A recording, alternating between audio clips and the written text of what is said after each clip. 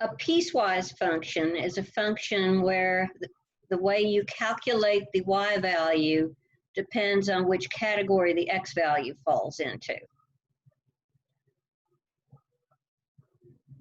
There's different kinds of piecewise functions. In algebra, a lot of times we'll write them like this. F of x is equal to possibly x plus 2 if x is less than 0, and x minus 3 if x is greater than or equal to 0. So given that, if we want to find f of, say, -3, first of all, you have to determine which of these categories, here's your categories, that the -3, which is the x value, falls into. -3 is your x, so is -3 less than 0, or is it greater than or equal to 0? Well, of course, it's less than 0. Since -3 is less than 0, we will use this to determine how to calculate the y value, which is x plus 2. So that means that we take the -3 and add 2. So we get f of 3 is -1. What about find f of +3? Well, +3 is in the second category. +3 is greater than or equal to 0. So that means in order to calculate f of +3, we will use x minus 3. Our x is 3, so it's 3 minus 3, so f of 3 is 0. Now this does tell us that f of -3 is equal to -1, but we couldn't look at this and tell how that -1 was calculated. Likewise, f of 3 equals 0 tells us absolutely nothing about how to figure out what the function is that lets us do that. Another thing is to realize that when x is -3, y is -1, so this graph would have the point -3, -1. When x is 3, y is 0, so it has the point 3, 0. The break-off point here is when x is 0 itself. To find what f of 0 is equal to, you have to figure out which one contains the equal part. Well, that's this one. So again, we would subtract 3 from our x value. X minus 3 is going to be -3. So we've got f of 0 is -3, or likewise, that means we've got the point 0, -3. If we were going to graph this,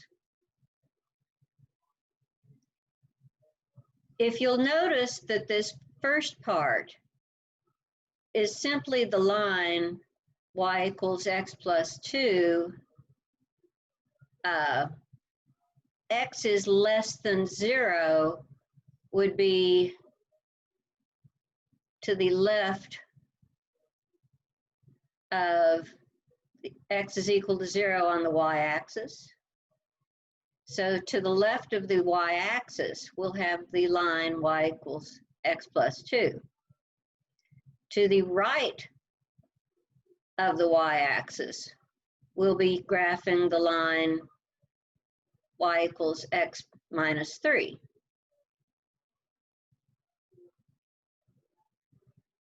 So to the right of the y-axis, or to the right of where x is equal to 0. X is equal to 0 right here. The easiest way to graph something like this is just use your y equals mx plus b.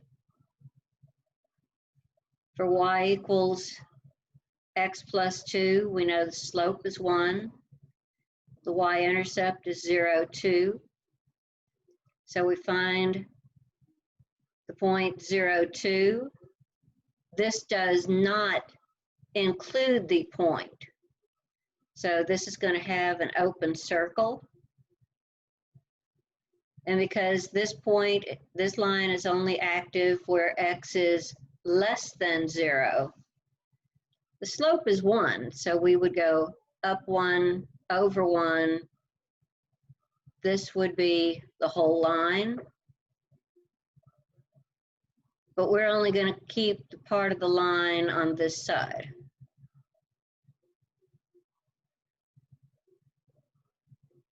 For y equals x minus 3, again, the slope is positive 1. The y-intercept here would be 0, negative 3. These are actually parallel lines, aren't they? So we find we find where where y is equal to negative 3 at 0, negative 3.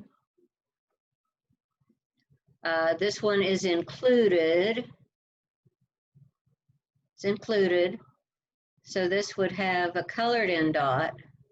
And then again, it would be up 1, over 1. This would be the whole line. But we're only going to keep the part over here. Now this is a function because the only place that it might possibly overlap would be here, and because one of these is included and not the other, this is a function.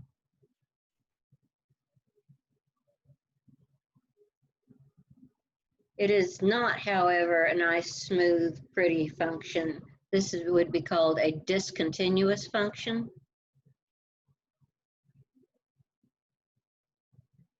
Because it's got this hole in it. Let's take a look at another one. What if we had f of x equals, I don't know, x squared if x is greater than 0, 3 if x is between negative 2 and 0. Let's make these equals. So it's going to be, this is a parabola, right? X squared. So we're going to have a parabola, the portion of the parabola that is to the right of 0. We're going to have a constant function of 3. That's a horizontal line from negative 2 to 0. And then let's do 1/2 x plus 5 if x is less than negative 2. So, where x is greater than 0,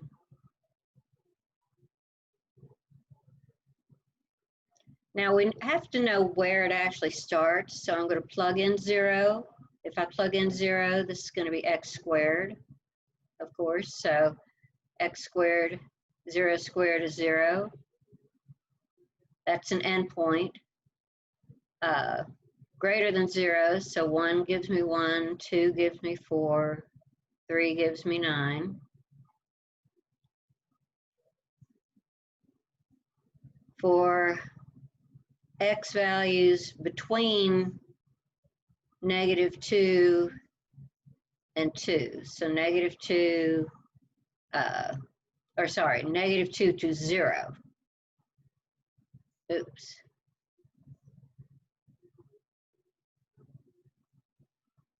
From negative 2 up to 0. So I've got to put in the negative 2, I've got to put in the 0, I could stick in a negative 1 in between. These y values are just 3. Nowhere to put the x, it's just 3. 3, 3, 3. And then for x's that are smaller than 2,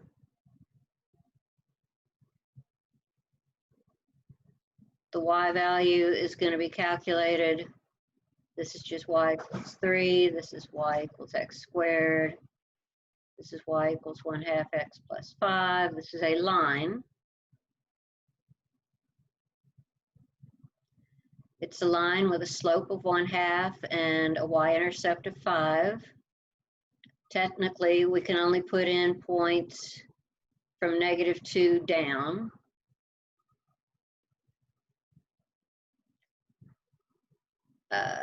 This is an endpoint. This is an endpoint at 0, -2 and 0, just -2. When I plug in -2, half of -2 is -1 plus 5 is 4. -3 is going to be 3/2. 1.5 plus 5 would be 6.5. Wait a minute, that would be, oops. That is a negative. Let me actually write it out. 1/2 times -3 plus 5 would be -3/2 plus 5 over 1. Get a common denominator. -3/2 plus 10/2 is 7/2. 7/2 is 3 1/2. So this will be 3.5. And when I plug in -4, half of -4 plus 5 would be -2 plus 5 would be +3.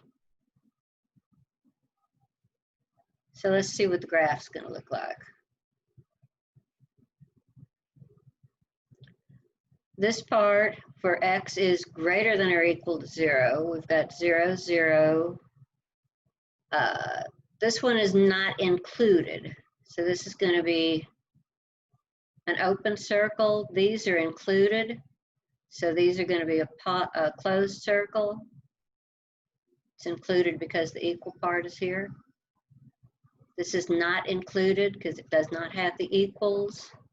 So this one's going to be an open circle. So I've got open circle at 0, 0. And then 1, 1. 2, 4. We know this is a parabola, so it's going to go up like that. This is a constant. From -2 to 0, it's the value 1, 2, 3. These are included. Shouldn't go past that.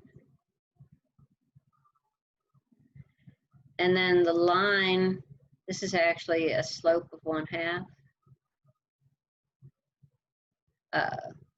All we need is 1 point, so -2, +4 would be up here. This one is not included.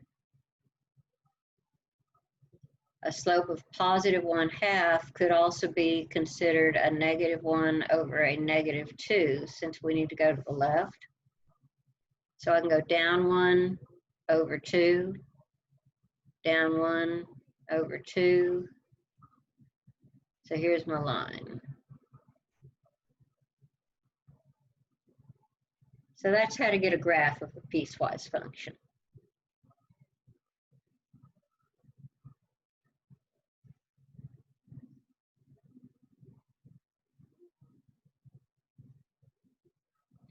Let me know if you have any more questions about it. I'll be glad to go over them.